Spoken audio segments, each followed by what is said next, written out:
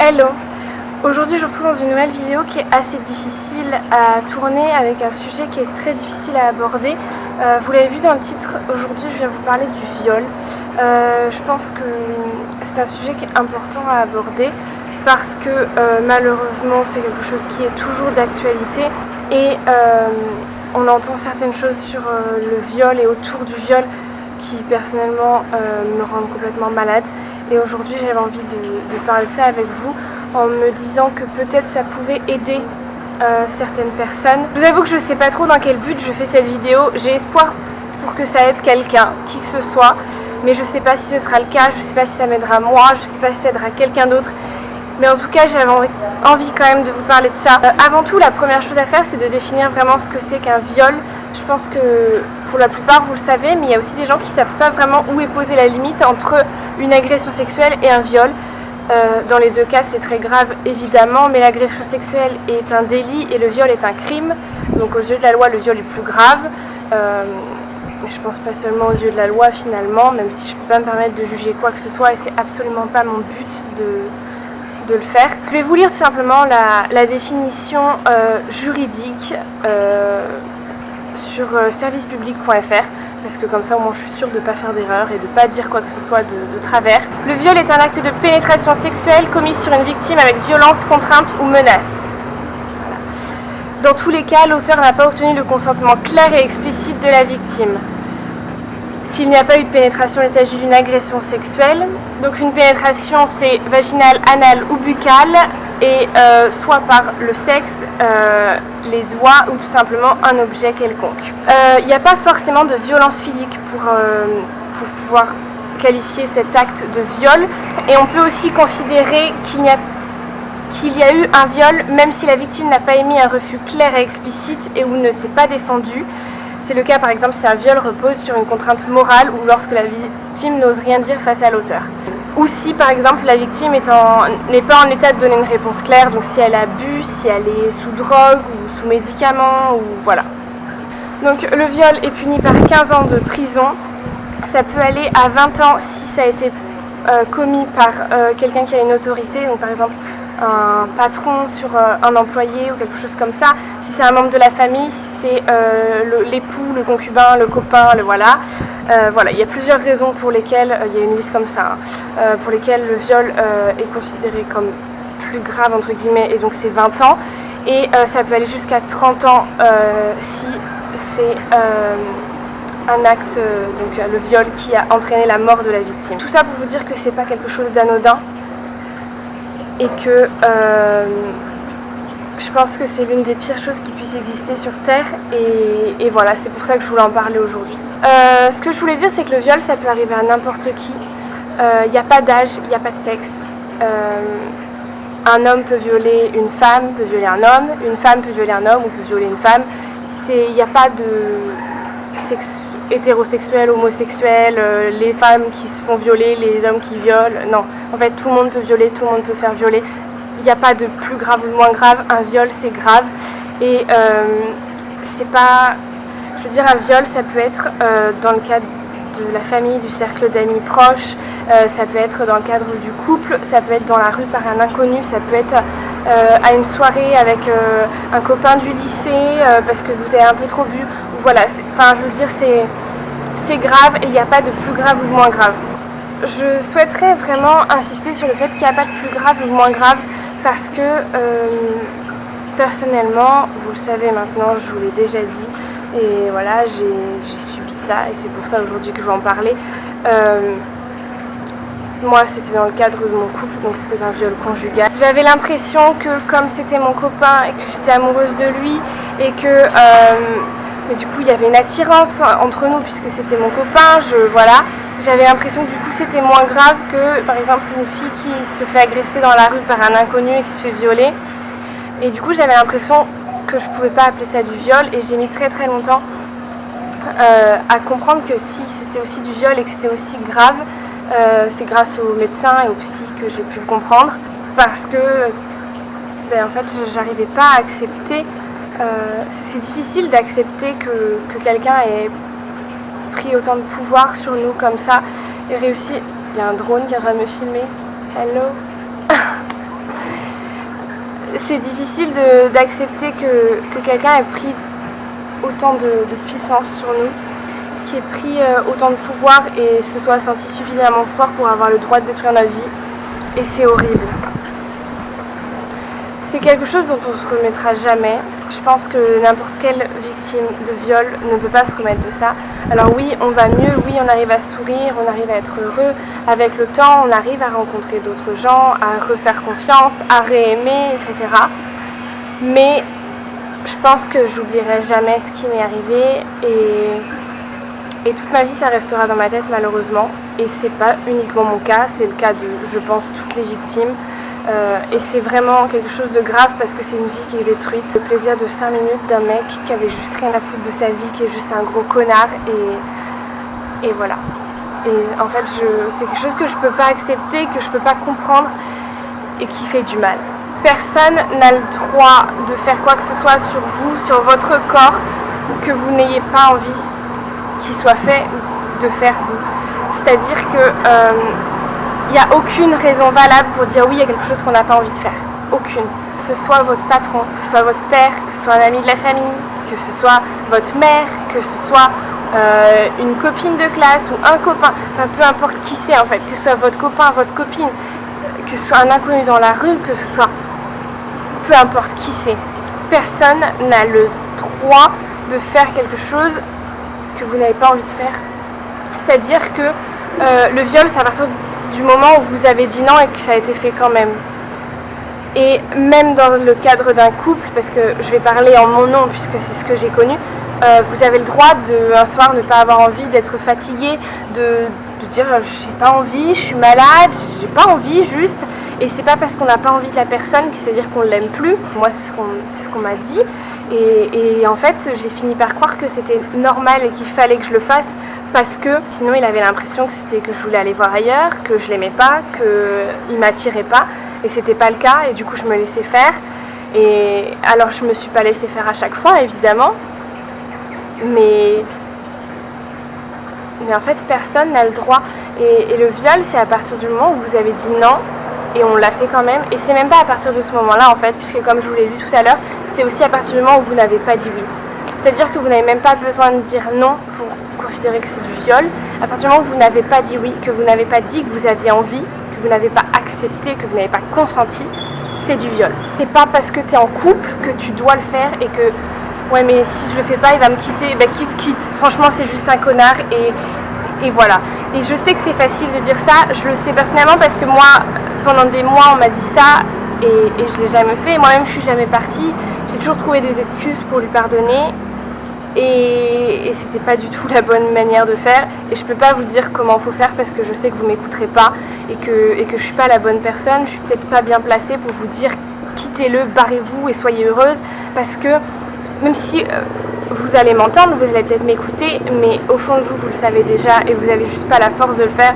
Et je suis pas sûre d'être la bonne personne pour vous donner la force de le faire, puisque moi-même, j'ai jamais réussi à trouver la force, malgré le fait que tous mes amis, toute ma famille me le disent et me le crient tous les jours.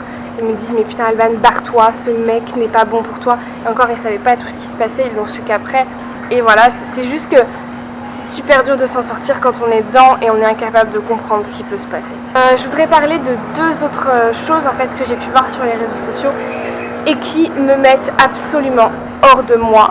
Mais hors de moi, La première, je pense que vous l'avez déjà tous et toutes vu ou entendu et c'est vraiment, mais je comprends pas que quelqu'un, un humain avec un cœur puisse penser ou dire une telle chose. C'est le fait que, ouais mais peut-être que tu l'as mérité. Genre, ouais mais attends, la meuf elle met des talons, elle met une jupe et après elle va s'étonner de se faire violer. Mais quoi? Mais t'es qui pour dire ça? Mais tu t'es cru où? Mais franchement t'as pas été éduquée? C'est pas possible. Je vais essayer de me calmer parce que c'est quelque chose qui me met vraiment hors de moi en fait. En fait, vous voulez que je vous dise une chose, j'ai été violée plusieurs fois par la même personne, plusieurs fois. Et alors au début, ouais, je prenais soin de moi. Et plus le temps passait et plus il y avait ces actes absolument horribles, plus je perdais confiance en moi. Quand je dis que je perdais confiance en moi, c'était pas dans le sens où je me passe dans le miroir, je me dis « Ah non, j'aime pas ma gueule ». Non, Parce que si seulement ça avait été ça, j'aurais peut-être réussi à m'en sortir plus facilement que ça. Là, c'était dans le sens où vraiment, je ne pouvais pas baisser les yeux sur mon propre corps parce que je ne pouvais pas me supporter, je ne pouvais pas me regarder. C'était impossible pour moi de me regarder dans un miroir. C'est-à-dire que quand je me retrouvais face à un miroir, je me mettais à pleurer, à hurler. C'était une douleur atroce de me voir, j'avais l'impression d'être sale, j'avais l'impression d'être absolument horrible, alors que j'avais la même gueule et le même corps que 3 jours avant. Mais j'avais l'impression d'être complètement horrible, d'être un monstre, d'être une erreur de la nature, et c'était absolument horrible. Je ne pouvais pas me regarder dans un miroir, donc évidemment je me maquillais pas, je me coiffais pas puisque je ne pouvais pas le faire, j'avais pas de miroir. Je me brossais les dents, c'était comme ça, sans pouvoir regarder dans le miroir qui était en face de moi. C'était vraiment, j'étais dans une bulle absolument malsaine et horrible. Et j'ai vécu des moments que je suis incapable de décrire avec des mots, tellement c'était horrible. Vraiment, c'était atroce.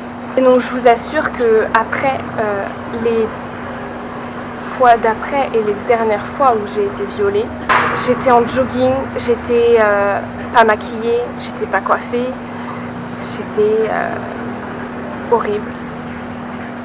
J'étais horrible. Et pourtant, ça n'a pas empêché cette personne de le faire. Donc en fait, c'est pas... Enfin, je veux dire, si j'avais mis une jupe, ça aurait rien changé. Ça n'aurait strictement rien changé. C'est pas parce qu'une fille met une jupe qu'elle va se faire plus violer qu'une fille qui n'en met pas. Et c'est absolument horrible de pouvoir se permettre de dire à quelqu'un « Oh, mais t'as vu comment t'es habillée, tu le mérites ?» Mais qui est-ce qui mérite de subir un crime? Je rappelle que le viol, c'est un crime. À quel moment tu peux dire à quelqu'un qui vient de voir sa vie complètement se détruire devant ses yeux, qui n'arrivera jamais à regarder un homme de la même façon, ou une femme selon le cas, après cet acte, comment tu peux lui dire tu l'as mérité? À quel moment? Alors je dis pas que je suis toute blanche et que je mérite le bonheur à 100% et que j'ai jamais rien fait de mal ou quoi que ce soit, c'est absolument pas le cas. Et on a tous nos défauts et on a... Alors ouais, on a tous fait des conneries, on a tous fait des erreurs dans notre vie et ça j'en suis complètement consciente et d'accord avec vous, mais c'est pas pour ça qu'on mérite, personne ne mérite ça en fait, personne. Cet homme qui a complètement détruit ma vie, qui m'a violée à plusieurs reprises, je lui souhaite pas. Parce que malgré le fait qu'il ait détruit ma vie, qu'il m'ait fait les pires choses possibles et imaginables, je lui souhaite pas de vivre la même chose. Parce que personne ne mérite ça. Personne. Ça, c'était le premier point que je voulais aborder. Et le deuxième, je crois que c'est celui qui me fait le plus sortir de mes gonds et qui me rend complètement malade. Ça me tord les boyaux rien que d'y penser. Mais il faut que je le dise. J'ai vu il n'y a pas très longtemps sur Twitter quelqu'un, je suis incapable de dire si c'était une fille ou un garçon, je m'en fous en fait, quelqu'un qui s'est permis de dire que le viol c'est pas vraiment du viol parce que quand tu couches avec quelqu'un tu prends forcément du plaisir, tu kiffes forcément ton moment et c'est après coup t'es énervé donc tu dis que c'était du viol. Ça me donne envie de vomir, vraiment. Je vous jure que j'en ai mal au ventre rien que de repenser à ça parce que putain de merde. Est-ce que tu peux m'expliquer comment tu peux prendre du plaisir avec quelqu'un quand tu hurles à la mort que non tu veux pas, quand tu es en train de pleurer, quand tu suffoques parce que t'as plus d'air, parce que t'arrives plus à respirer, parce que t'es dans un état absolument horrible, parce que putain tu lui hurles que non tu veux pas, que laisse-moi tranquille et que putain dégage. Tu hurles de toutes tes forces en espérant que peut-être le voisin va l'entendre et peut-être que le voisin va intervenir, mais non, parce que personne n'intervient, parce que personne n'en a rien à foutre de ce qui est en train de t'arriver. Tu hurles de toutes tes forces, tu griffes, tu mords, tu frappes, tu repousses la personne, tu fais tout ce que tu peux pour la dégager et ça marche pas et t'as aucune force parce que face à une personne comme ça t'as aucune force. Parce que de toute façon tu es sous les médicaments, parce que tu es en dépression depuis des semaines et que du coup tu es sous antidépresseurs et que tu n'as plus aucune force, que de toute façon tu es dans un état absolument horrible et que tu peux pas t'en sortir. Et qu'au final tu te laisses faire, tu chiales et quand c'est fini tu cours sous la douche pour essayer de te nettoyer, de te frotter dans tous les sens en espérant que ça va enlever toute la saleté que tu peux avoir dans ton corps, en espérant que ça va te permettre de t'aimer à nouveau, en espérant qu'une douche peut effacer tout ce qui s'est passé, mais non. Non, parce qu'en fait, t'es sali à tout jamais. Et oui, t'as beau hurler que tu veux pas, t'as beau te débattre, t'as beau pincer. Moi, je peux vous dire que le mec, il avait des marques sur tout son corps. Je pense qu'aujourd'hui encore, il a les marques de mes ongles dans son dos, dans sa gueule, partout. Parce que putain oui j'ai essayé de me débattre, mais non ça marche pas, c'est pas comme ça que ça marche. Si seulement c'était aussi simple, il y aurait personne qui serait violé. Et je peux pas comprendre, je peux pas accepter, je peux pas entendre ou lire qu'il y a des gens qui disent que t'as pris du plaisir. Mais putain, mais à quel moment tu peux prendre du plaisir quand t'es en train de... Parce que non seulement t'as mal physiquement, parce que si t'as pas envie, je peux t'assurer que normalement ça rentre pas. Donc si ça rentre, c'est qu'il y a eu quelque part un truc qui force, tu vois, et ça fait mal. Ça fait atrocement mal. T'as mal, t'es complètement déchiré, que ce soit intérieurement et extérieurement. Et en fait, ce qui fait le plus mal, c'est pas sur le coup, parce que sur le coup, t'as la douleur physique qui dure pendant 2-3 jours, ok, et puis après, c'est fini. Les bleus partent, voilà, c'est bon, c'est passé, t'es passé à autre chose. Sauf que voilà, après les 2-3 jours de la douleur physique, t'as la douleur morale qui arrive. Et ça, le truc, c'est que ça va pas s'en aller. Ça va rester toute ta vie. Et toute ta vie, quand tu verras un mec, tu te poseras 50 questions, tu te demanderas comment tu dois faire, tu te demanderas s'il va pas t'arriver une deuxième fois la même chose, tu te demanderas si tu peux faire confiance, tu te demanderas si tu vas réussir à aimer à nouveau, si tu vas réussir à faire l'amour avec quelqu'un. Et je parle de faire l'amour, je parle pas de coucher avec quelqu'un. Faire l'amour, ça veut bien dire ce que ça veut dire, c'est faire l'amour. Donc il y a de l'amour, il y a quelque chose. Et tu te demandes si tu y arriveras un jour, si tu arriveras à faire confiance suffisamment à la personne que tu aimes pour réussir à lui donner ton corps. Et franchement, non, en fait, tu peux pas dire que tu as pris du plaisir quand tu t'es fait violer. Tu peux pas te permettre de dire ça. Personne ne prend de plaisir en se faisant violer. Personne. J'avais pas du tout prévu de réagir aussi brusquement dans cette vidéo, mais en fait, je suis désolée, c'est un sujet qui me touche énormément, je pense que vous pouvez le comprendre. Et voilà, ça sort comme ça sort, et voilà, j'ai pas préparé cette vidéo. Elle a tête ni queue ni tête, mais voilà, j'ai besoin que les choses soient dites. Je voudrais juste donner quelques conseils à des victimes de viol ou des personnes qui pourraient l'être un jour. C'est vraiment la dernière chose que je vous souhaite. Mais il faut savoir que malheureusement, ça arrive beaucoup plus qu'on peut le penser.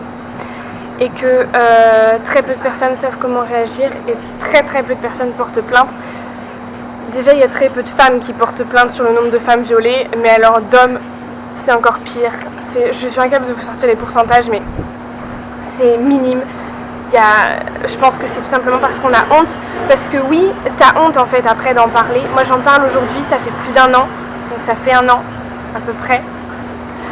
Et j'en parle aujourd'hui parce que j'en ai parlé avec beaucoup de psychiatres, de psychologues, de médecins, avec des associations d'aide aux personnes maltraitées, aux femmes violées, aux femmes violentées.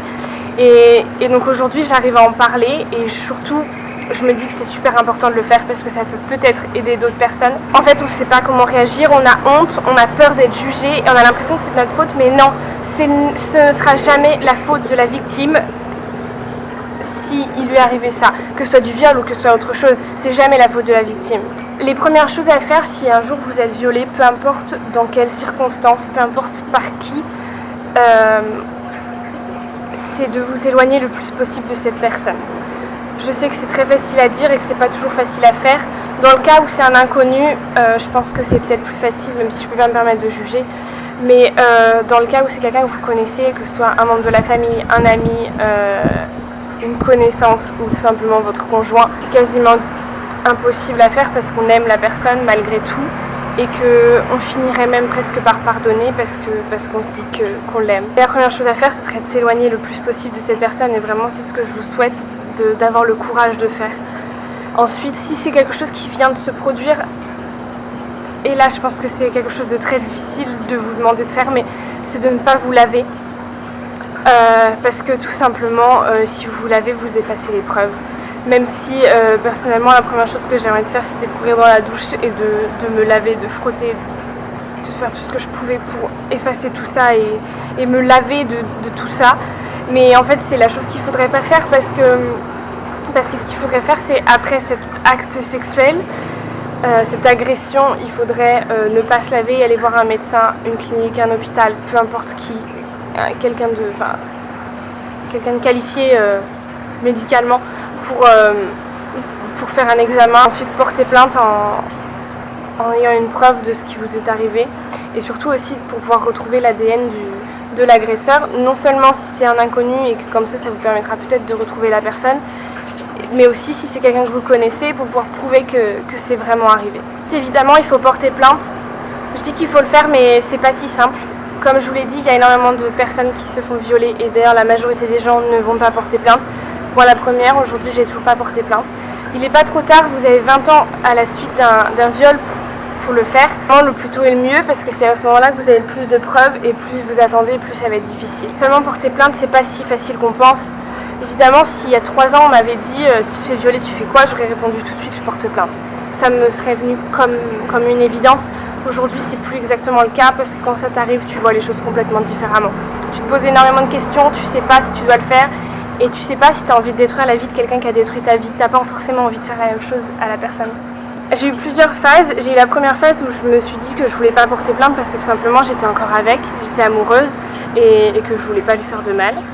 Que je pardonnais tout simplement, et puis aussi parce que j'avais peur de ce qui pourrait m'arriver, j'avais peur des représailles parce que je me faisais déjà taper dessus quand je faisais rien, donc me faire taper dessus, j'osais même pas imaginer ce qu'il aurait pu faire si j'avais porté plainte, donc j'avais peur tout simplement. Ensuite il y a eu la période où ça s'est terminé et où je me suis dit que j'avais pas la force de l'affronter pendant un procès qui aurait duré des mois, qui aurait duré beaucoup trop longtemps, où je devais affronter, où je devais raconter ce qui s'était passé, où je devais donner des détails et le répéter 15 ou 20 fois. Je devais revivre en fait tous ces moments-là et le revoir lui. Et j'avais pas du tout la force et j'avais peur de pas m'en sortir, c'était déjà suffisamment difficile. Je sortais quand même d'un hôpital psychiatrique suite à une tentative de suicide, suite à tout ça. Et je pouvais pas me permettre de me remettre en danger une deuxième fois. Et je savais pas si j'avais la force de survivre à ça, donc je voulais pas le faire pour essayer de me préserver en fait. Ensuite avec le temps, aujourd'hui j'en suis arrivée à un moment où je me dis que je me demande en fait si je devrais porter plainte. Je suis en discussion avec une association d'aide aux femmes violentées et violées pour parler de tout ça, pour comprendre quel recours je peux avoir aujourd'hui, un an après, sans preuve médicale, même si au fond il y en a, parce que vu que j'ai été internée en psychiatrie, il y a quand même un dossier médical, voilà, mais c'est peut-être pas suffisant.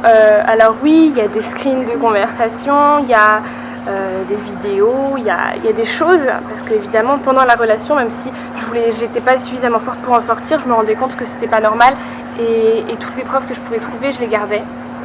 Et je les ai toujours et je pense que je les garderai toute ma vie, ou au moins pendant les 19 ans à venir, pendant en fait la période de 20 ans où je peux encore me retourner en me disant qu'il n'est pas trop tard. Mais c'est vrai que plus le temps passe et plus c'est difficile et qu'aujourd'hui en fait je me dis que j'ai pas forcément envie de gâcher la vie de quelqu'un. Mais la raison pour laquelle je pourrais le faire, c'est pas pour moi.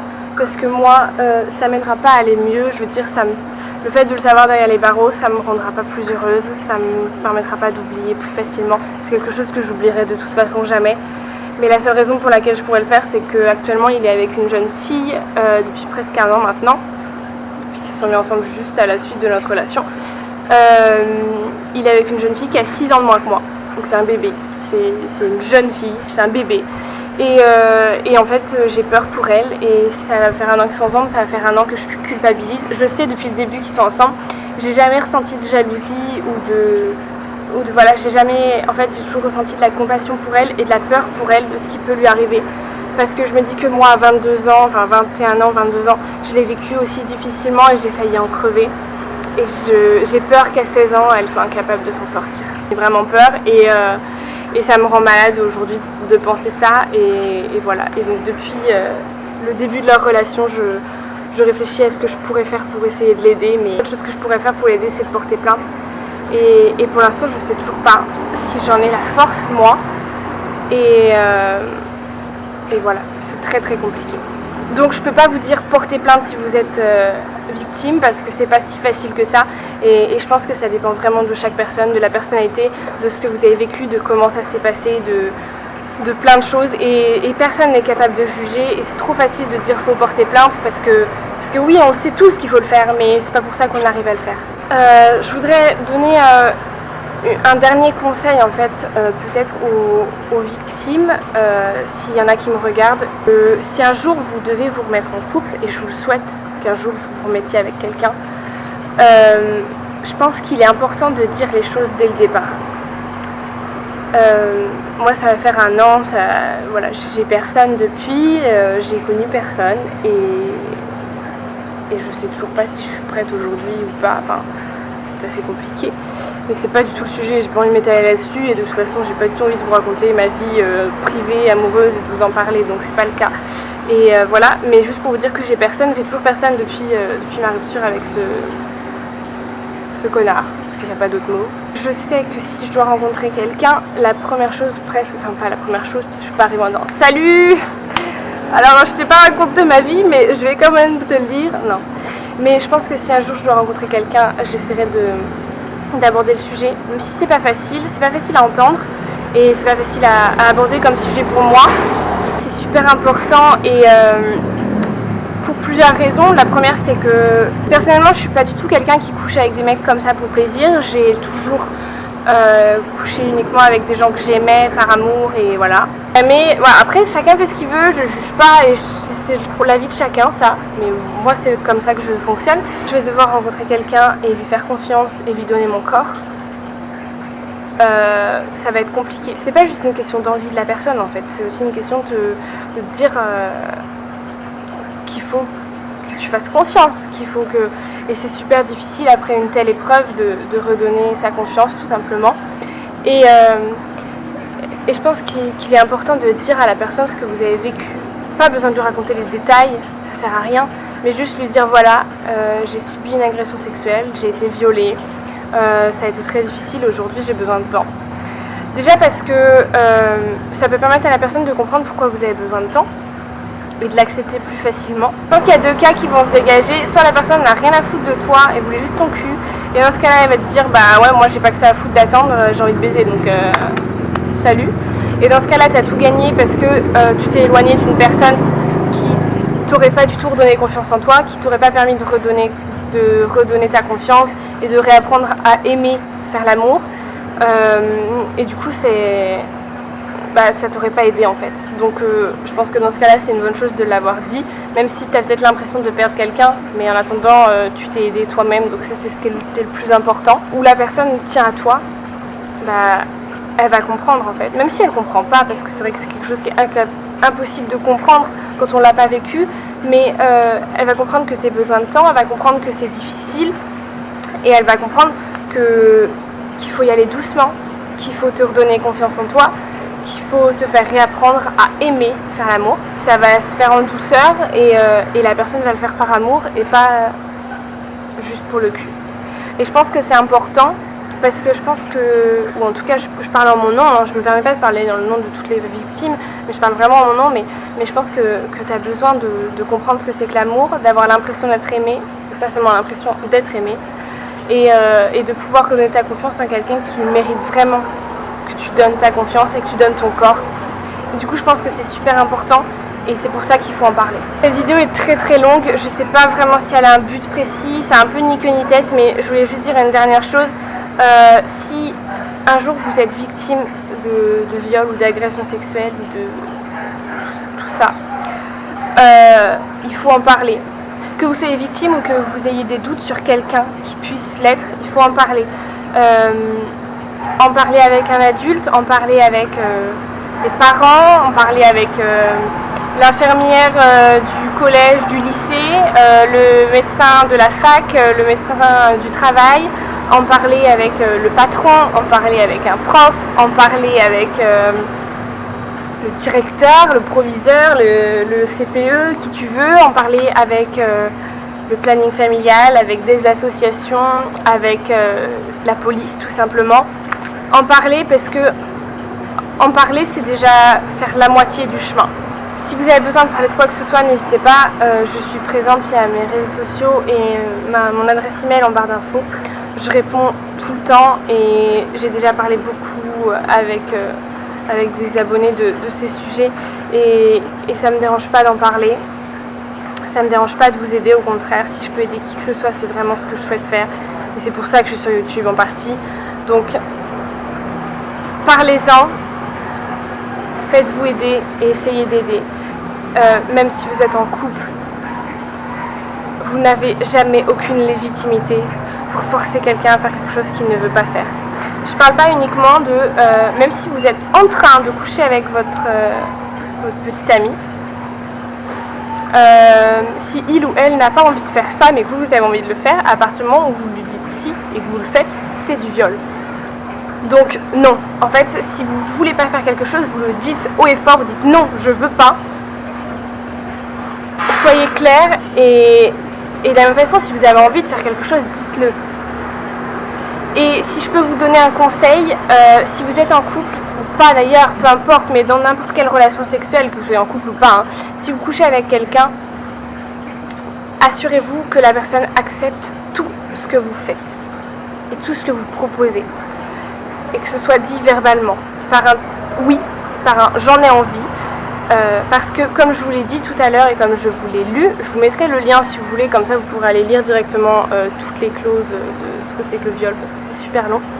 Mais à partir du moment où il n'y a pas de oui clair et précis, c'est considéré comme du viol. Hyper important, un acte sexuel ça se fait à deux ou à plus, vous faites ce que vous voulez, mais dans tous les cas, chacun des membres présents doit être consentant pour tout ce qui se passe.